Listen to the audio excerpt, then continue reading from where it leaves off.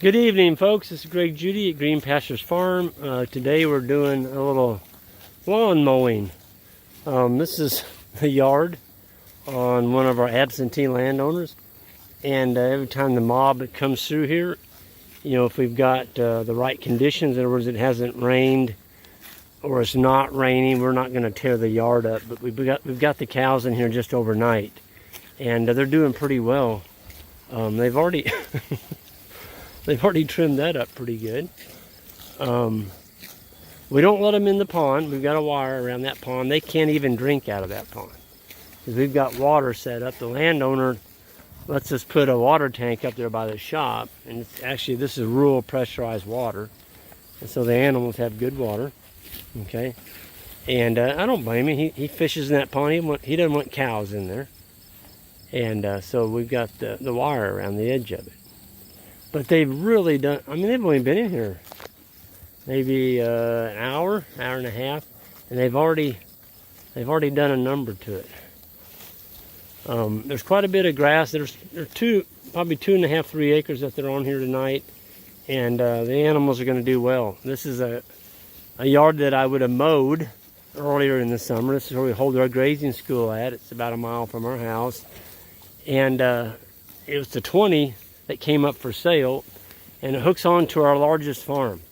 And so our owners that bought this, they got this 20.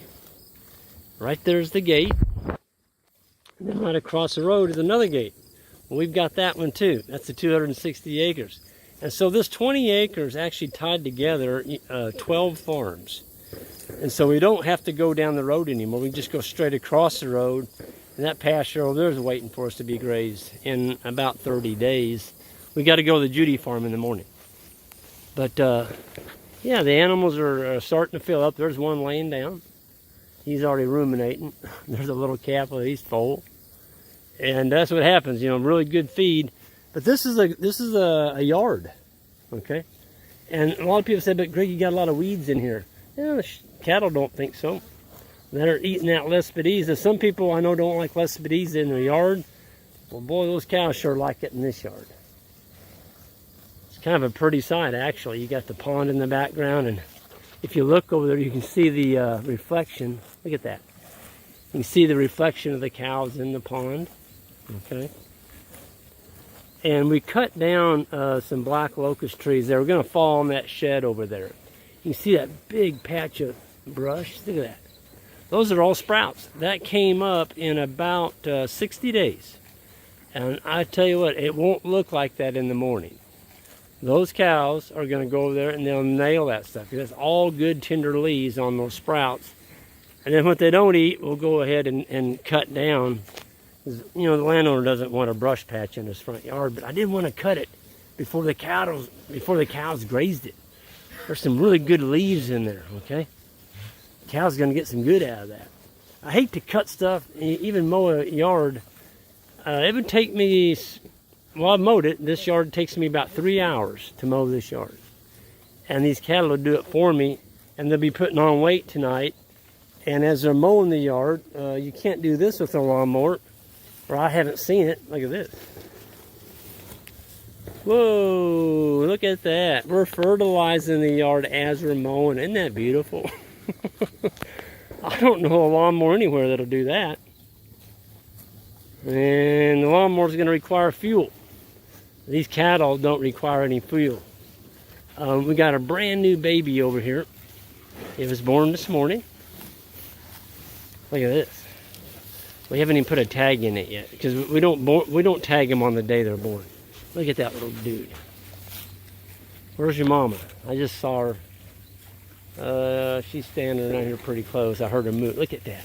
He's looking at me like, what are you doing? Isn't that a pretty little cow? Yeah, folks, we're in the best business in the world. We've got an animal that runs on grass, which is grown by sunlight and rain.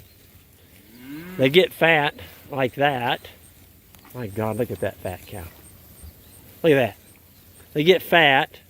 You don't have to feed them grain, and this girl's going to give us a baby. Look at her rear end here. See how swollen that's getting? Folks, when they start looking like that, that cow's about 5 to 7 days from giving us another little calf. So she's eating the grass, she's suckling a calf, and she's going to give us another one. How cool is that? And she's going to get fat. She's going to get fat on grass, not grain, but fat on grass. Folks, these things are herbivores. They're designed to eat grass. The neighbor just went by and he's gawking like, look at that crazy guy. He's grazing that yard. Yeah, we are crazy. Look at that. Isn't that a beautiful cow? So the things reproduce themselves every year. This is a renewable resource. It's a renewable resource. And these animals are happy to see me. Look how gentle they all are. There's nothing freaked out here. Okay?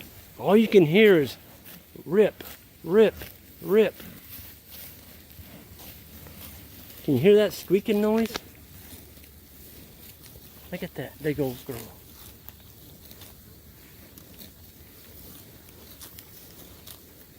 That's pretty cool. Rip. Big old mouthfuls of grass.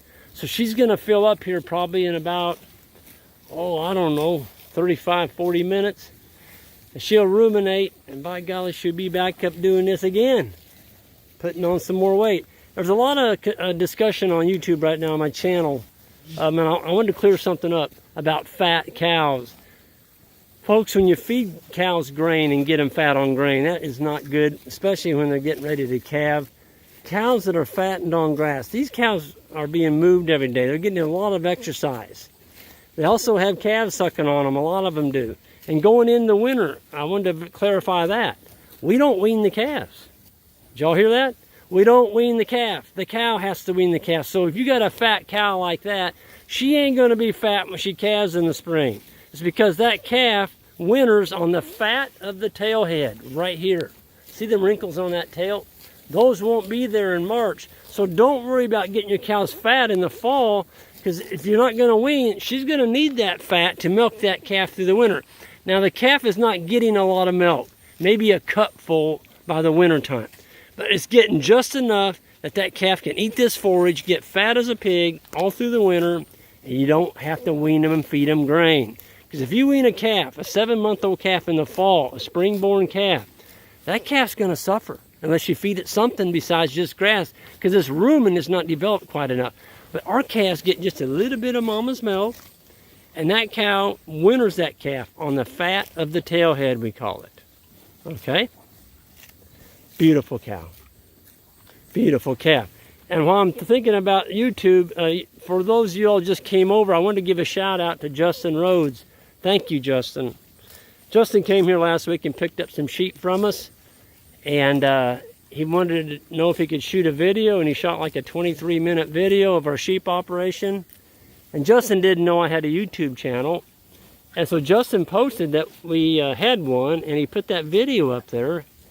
And it's crazy what happened. We were at 4,200 subscribers.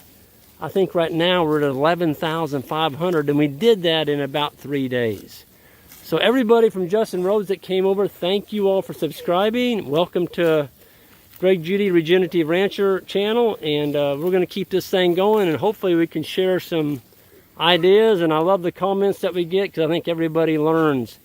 As long as everybody keeps things positive, I'm not out here trying to sell you all something. I'm just telling you what we're doing. I guess that's a little bit of a white lie. We do sell some bulls, we sell some of these breeding stock, but I want people to make a living on the land without handing all your money to the input people. That's what's happening. That's what's happening, folks. You've got to get animals like this that can make a living 100% on grass. And then all the money is in your pocket, and it's not in the input folks. I went by the other day, a guy, and there the feed truck was backing up to the calf feeder, augering in all this feed. There goes this calf crop, and at the price of calves today, you cannot afford to be feeding them grain. They need to be able to make it on grass. That's where you can make a good living. Folks, this is Greg Judy signing off, and everyone have a great day. And I'm gonna sit out here and watch these cows mow the rest of this yard tonight and fertilize. Just a great evening to watch them mow the lawn, and I don't have to do it. The cows are doing it.